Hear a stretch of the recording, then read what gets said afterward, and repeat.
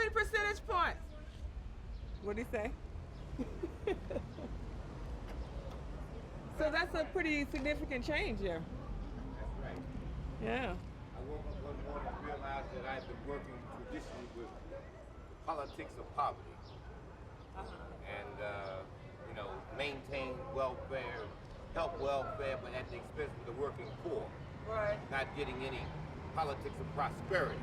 Okay. So I look at my community and it's come lopsided.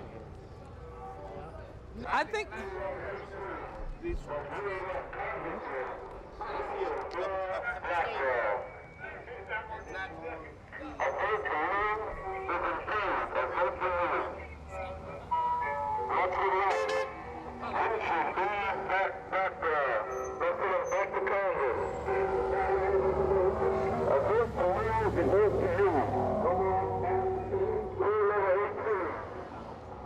of not trying to making this point. Mr. Delaney's It's like his war room situation there. You know, it's this big wide room. Yeah, right. big room. There's nothing in it. There's a couple of desks. And I said, "They're gonna fill this with desks or something?" And he goes, "I don't know. Never been here." So he goes, "I'm just the driver. You know, everybody else does all the work. I'm just be a good candidate." Yeah. He seems to almost have like it's almost a disassociation in a sort of funny kind of way from the campaign. I can't quite figure out why. I think this one is different. I think they've run this one a little differently than they have in the past. They like to campaign. They're into campaigns. Usually, I don't think they're. Other than in 1991 when they did the special election, that one was. I think that was a foregone conclusion. I think they both, he and this other candidate, John White Jr., who are basically like the same person. They're young, they're progressive, they're those independent sort of coalition, crossover, however you want to define them, candidates. The two of them ran, and Mr. Blackwell ran. And the two of them split like 56% of the vote. Because they were the same person, basically. And I think they both understood at that time that, one of us is going to win, or maybe not. But this time I do think that, he's taking this more seriously. Okay, so Chuck, describe to me who are the candidates and what's this race really all about? The candidates. Mr. Blackwell epitomizes the ward politician, the fighter for the little guy. It's interesting, I was talking with some more journalists about this, and I think one of the difficulties that Mr. Blackwell has had in this campaign is that there really is no bad guy to beat up on. It's always so very black and white, or left and right, or, labor versus management, or black people versus white people, poor people versus rich people. And it's not like, he doesn't have that sort of clear-cut fight, so who's he going to beat up on this time? Even though, and we have been guilty, we've been in the press of sort of casting this as, the old-fashioned guy versus the new age guy, and talked about the class divisions or what have you. Fatah's sort of like a modern-day version of Lucian Blackwell. He grew up poor, big family, and he rises up the ladder, goes to school, goes to Wharton, goes to Penn, comes out, looking like the policy wonk, but he's still got roots in the community. So it was a much harder battle this time. So in other words, if Shaka Fatah were running back where Lou Blackwell was, or Lou Blackwell was running, as a young man today, they'd sort of look pretty much the same, is what you're saying. Maybe. Fatah has never been quite as I don't think, as strident as far as, sort of saying, I'm with these folks and I'm with those folks. He's always been somebody who's crossed over back and forth between the two sides, or among all different kinds of sides, and that's been helpful in his political career. What's the race about? I think it's just basically about change. It's too noisy. Yeah, I just think it's too noisy. Maybe we have to go like in a quiet block. The fact that we've been purged in seconds, and the biggest majority of the purged people were the constituents of Lucian. Is that right? Was this as a result of a lot of things. The regular purge that they always do? I wasn't aware of that. Well, the fact that the Democratic machine has fell apart in the city, and the ward leaders and people of that nature have, as a direct effect, not encouraged, nor kept organized, nor brought in new young blood, and they've overworked and overburdened the older volunteers. The machine is falling apart. The machine is gone. Specifically in black communities, it's gone. The bottom line is that the old machine in Philadelphia was designed to deal with poverty and gloom politics. You know, if you were on welfare, if you was old, if you was sick, if you were out of work, it tended to cater to you at the expense of the working poor and those who were slightly above that. There was no network put in between so that you would not fall from working poor to poverty. And so now I think people have finally got so apathetic, they see no change. They see deterioration constantly in every area. Okay. As a direct result, we see the representative we have put in, and I'm speaking more or less for black, has been playing the old game of containing the problem and not coming in with solutions, such as we have a lot of abandoned lots in our community. I went to Lucian on several occasions and said, hey, help me get these lots so I can turn them into youth vending malls. So that our young people, instead of following 10 of them following one drug pusher, we can take that 10 and put them on these lots and let them sell shoestrings, hats, gloves. Okay. But I got no taker. I went to Shaka and he listened. Did he do anything? He's helping me develop it to a point that perhaps it may be a reality by fall. Okay. We got 2 big lots we're working on, right here on 52nd Street. This is Look, if I ever lied for you, that's much better. Okay. So he's helping you get this together? First of all, he understood. He sits there and he listens compassionately, but he never does do a thing such as what you're doing, taking notes and giving you the sense that what you're saying is making sense, as well as he's going to create a certain portion of his activity around the notes. But I thought that was supposed to be what he was best at, the constituent service.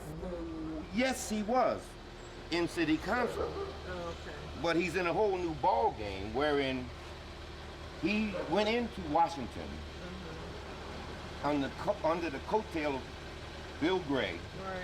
who had reached the pinnacle. Right. Instead of Lucian, who we voted and fought and struggled to get in the job, go in as a grassroots representative, he went in and took up where Bill Gray left off.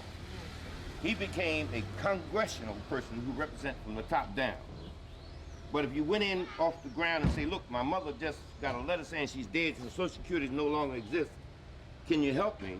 There was no information, no flow, no representation from the bottom to the local Social Security. Did Bill Gray do that? Yes. So you're saying For the it's first not- several years. Okay. Then he went off on So it. it's not like you're expecting him to do things that he did in council. I mean, I is it- expected, and most of us did, because we were voting on past performance. Okay.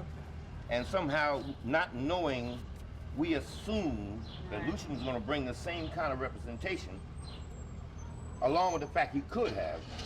He went off and became the congressman from the top down. And if you go in his office, you see the lobbyists walking by.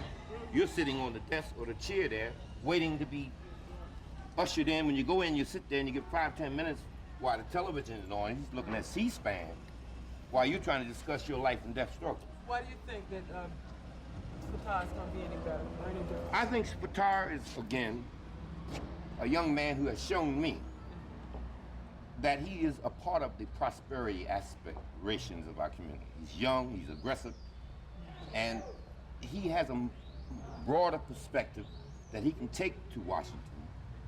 I think he could be his own man because he's able to do what you're doing there. To take notes, personal notes, and incorporate it in his actions, instead of just a mind job. So to me, that's the beginning. Step up. It says G2 To me, that's the beginning of the I'm solution sorry, I in got there. direct. This right there is perfect. Okay, I'm sorry. Sir, could you step to about here? That's fine. So my problem is not with Lucian, but I think we've outlived the poverty politics. And this is going to happen all over this country.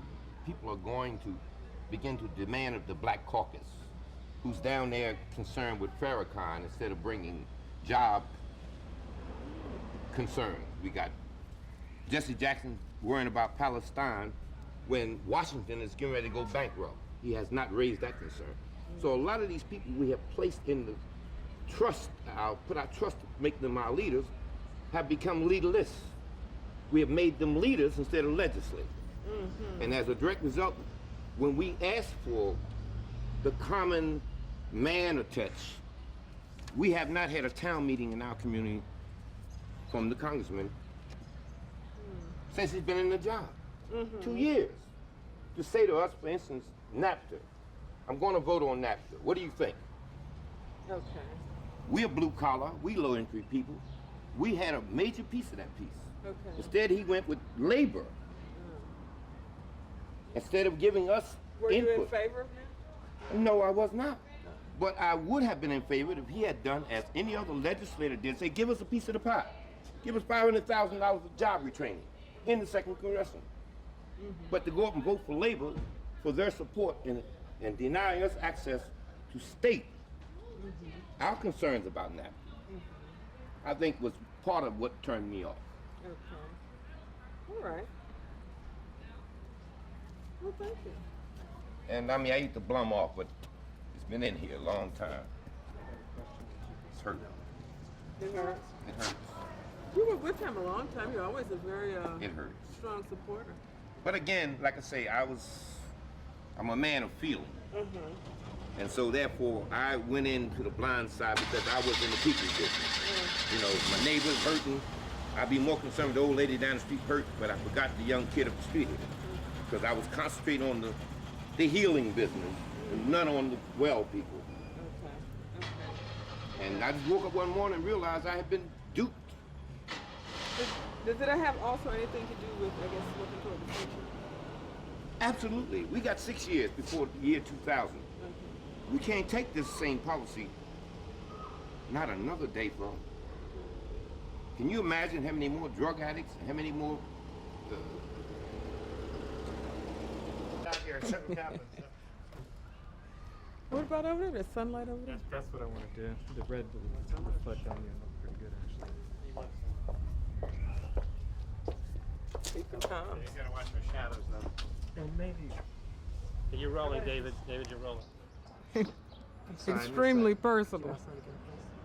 You'd say politics is Personal? Extremely personal? you make it a sentence. Philadelphia politics. Philadelphia. Now the sun's getting in my eyes. Philadelphia politics are extremely personal.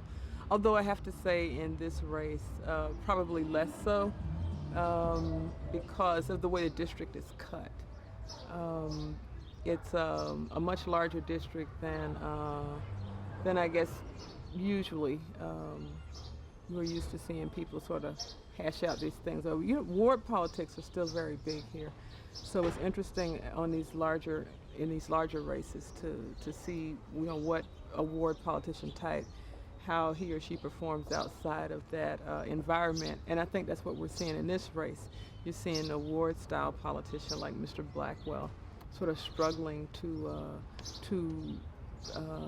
get his message out, to interact, to connect with people who are not as driven by ward politics. And this district, the way it's cut, interestingly, has a lot of areas where ward politics just don't reign.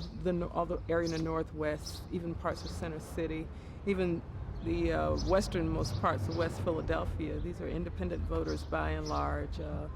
They're more middle class, more educated, choose based on issues. They're probably not the type of people who have gone to his office when he was a councilman or a ward leader to get help with personal problems. So they don't have that kind of connection or touch with him, and they don't have that kind of word of mouth connection.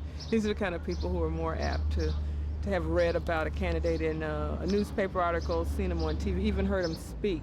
When I was out last weekend, some of the people I met who were wearing fatah buttons said they'd read about him, they'd heard him speak, And whereas again, if you go down to South Philadelphia where ward politics reigns, a lot of the people say, oh, Mr. Blackwell, he helped my neighbor around the corner, he helped me, he helped my mother, da da da da. So that's the big difference in the race. Why is this a classic race? We've heard that word used. I think because of This is a classic race. this is well, this man wants to get by, I think. This is a classic race because, number one, I think there's the whole issue of generation. You have a 62-year-old candidate versus a 37-year-old candidate. I think in some ways there are some class issues, not so much between the candidates because Mr. Fatah's life is like a more modern-day urban success story. Mr. Blackwell was a dock worker who became a labor leader, who became a ward leader, who became a council person, who became a congressperson. Mr. Fatah was born 6 boys. For a time, his mother struggled along with those boys. She got married again. She was active in the anti-gang movement. And as a matter of fact, the reason she got involved in it was because she was afraid of her own boys getting caught up in the streets. He went to community college. He worked. He struggled. So he wasn't born with a silver spoon in his mouth. So in a lot of ways, their lives are parallel. What he has grown into is something that the voter looks at and says, well, I can identify more with this guy, and because he's got a University of Pennsylvania degree. He talks about policy. He puts out position papers. He holds seminars, as opposed to Mr. Blackwell, who still sort of carries that image of the ward politician, who more than anything else is into favors and loyalty and as one gentleman just pointed out, sort of like the politics of poverty. It was very surprising to hear him cast it in those terms. He's always an activist type. And to hear some activists say, we got to get beyond the politics of poverty and talk about the politics of prosperity, suggests that there is a movement out there, and that his campaign sort of did spark people's attention. They wanted change. They wanted something different. It's been very fascinating to watch. Particularly in the very beginning, when Fatah announced, people just went, there he goes again. He's seen as aggressive and ambitious, and why don't you wait your turn? Why don't you wait till Mr. Blackwell? Why you want to go after poor Mr. Blackwell? He's been such a good public servant. He's done all these wonderful things. Why don't you leave him alone? And people thought he couldn't do it. Mr. Blackwell's an incumbent. The mayor backs him. The president of city council backs him. Most of the elected officials backed him. Most of the ward structure in the beginning was thought to have backed him. But as the campaign wore on, it became clear that there were chinks in the armor, that basically I think he has just, in a sense, unfortunately lost touch with sort of like the district maybe, certainly the new way of running a campaign, sort of being issue-oriented, taking your message directly to the voters and not relying on a machine to win it for you. I think that's the biggest difference, and that's probably where he ran into trouble this time. If Blackwell loses tonight, is there some greater symbolism there besides just one man losing the race? If Mr. Blackwell loses tonight, I think there is. It would suggest a greater sort of. Let me start over. Yeah. Sure. Well, okay. Well, Platitudes are us. if Mr. Blackwell loses tonight, I do think it suggests, just symbolically, like I said, that this community or this district and the people in it were ready for a change, to sort of usher in a new generation, a next generation. And I do think that they probably were just excited by this message of we can do it. Mr. Blackwell came from that era, particularly as far as black politics, that was confrontational. There was some very definable evil to put back, be it big business or white people or rich people or there was just always something, some boogeyman. And it wasn't the case this time. People said, well, we're not exactly afraid of anything or anybody right now. And we want to grow. We want to move forward. We want to go into the future.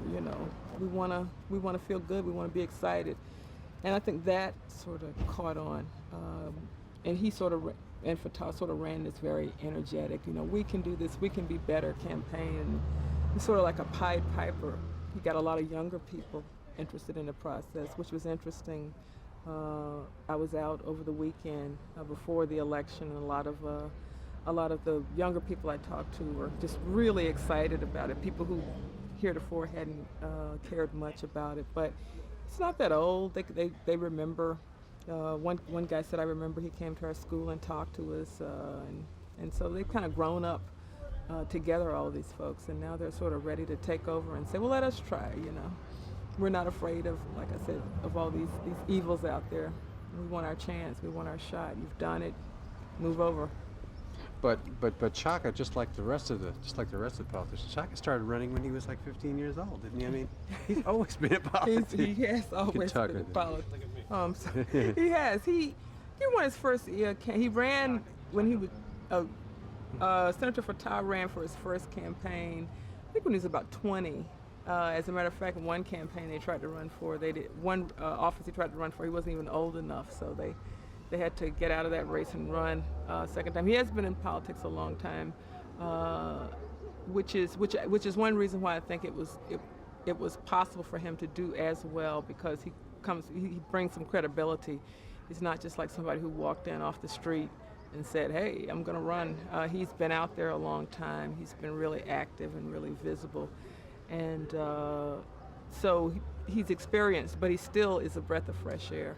And he came out of that independent reform movement, which has always enjoyed a lot of support in certain segments of both the African American community and, for lack of a better term, progressive white community as well. So. Yes. Is it sort of ironic at this point? What you're telling me is that almost you've got a new kind of candidate, which is running a candidacy that's it's not very racial. That we come out of a different kind of politics, and that Shaka Fatah's kind of candidacy could be almost any kind of a candidacy. That he has more in common with the politicians all over the country than he would be with an older line of politics that Blackwell was part of the civil rights movement. Is there anything to that at all? I'm sorry. Blackwell is more of, comes out of a civil rights kind of politics, is what I'm hearing you say. Fatah, is he more of just a successful politician? Well, I think that Mr. Blackwell comes out of a civil. I see what you're saying, but I think it's not quite that simple. Yeah. Now, over here. So you can You're look doing at me, good, Andy. look at Thanks. me, Okay. and you can continue that thought or restate that. Continue that thought. Okay. Where was Anytime. You say you didn't think it was that That's simple. simple. Wait a minute. There's people here in my face. Well, I guess what I'm wondering, Vanessa, is that, people from Blackwell's generation, they got into politics through the unions, they got into politics through civil rights activism, they got through politics to bust their way into City Hall. I don't get that sense from Fatah. It sounds like he came into politics the way most people come into politics. Using the system. Oh, absolutely. I think that, but again, I think when you talk about the two of them and the type of politician, if you will, they are, Mr. Blackwell is sort of your traditional big city politician who comes up through a movement. And Mr. Fatah represents that generation that benefited from the things that the gains and the doors that Mr. Blackwell and people like him opened. So, and like a lot of younger African American politicians, particularly, or elected officials, particularly in Congress, I know a lot of, some people sort of have made that comparison that that a Mr. Fatah is more like a Kwesi Mfume or a Cynthia McKinney or a Maxine Waters, that they're just sort of this new, that they held offices on local level. They're part of the system, but they also have managed to maintain sort of an independence.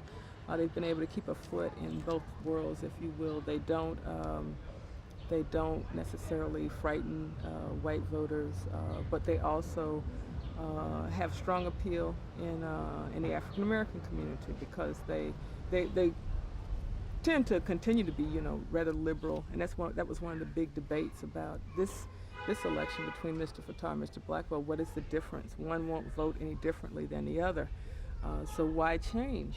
And a lot of it has to do with style. I think that Mr. Fattah was able to cast himself as an aggressive, articulate spokesperson, leader, someone who would push the envelope, who would ask for more, who wouldn't just hold the line, who wouldn't just follow the party. And that, I think, interested and excited people. Also, this is a district that for 12 years was represented by former Congressman Bill Gray, who was one of the most successful and prominent African American elected officials, political leaders in the country, and people got used to the prestige, and I think they're looking for a replacement. Or they're looking for somebody to at least try to recapture some of that. I mean, who's to say that that there will be another Bill Gray, but they're looking to try to recapture some of that. I think our delegation in general doesn't have any real stars. I think people are looking for a star.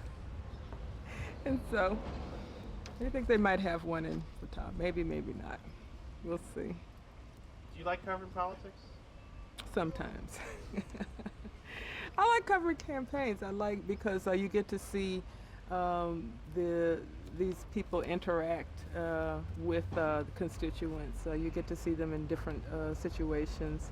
And some people are fun to cover because they clearly enjoy campaigning. They enjoy the race, the action, the activity, and also that's about you get to talk to people a lot and see what's on their minds and how they respond to the different messages, but what's always frustrating about covering politics, particularly around election time, is just the number of people who are just totally out of it. They have no clue who's running, why they're running, where to vote. We have to vote today. That's frustrating. That's very frightening as well when you think that, my goodness, people are just, like I said, just so out of the loop. That's really troubling. But what about characters? Do you like the characters in politics? There seems to be a lot around. Oh yeah, Philadelphia is full of characters, and they're a lot of fun. But again, sometimes I think that a lot of political people just sort of hang around with other political people, and they all talk to each other and listen to each other, and you can get such a sort of insider's take on things, and it's what's really fun is when all the pundits and the insiders are saying one thing and the people go run off the other way and do something else. That's a lot of fun. I like that. That's kind of what happened again in this race. In the beginning, everybody went, forget it, he's not going to win. And he sort of catches up. That's fun. It's fun to have a good race.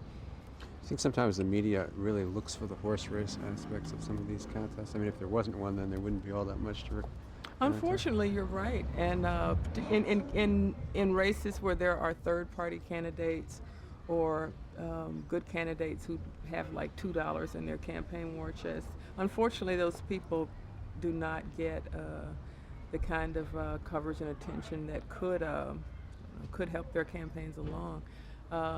But alas, got to make decisions, got to make choices. This year in Pennsylvania, and this year in particular, there were just so many people running. I think we had like 11 people running for governor, and maybe 7 running for lieutenant governor.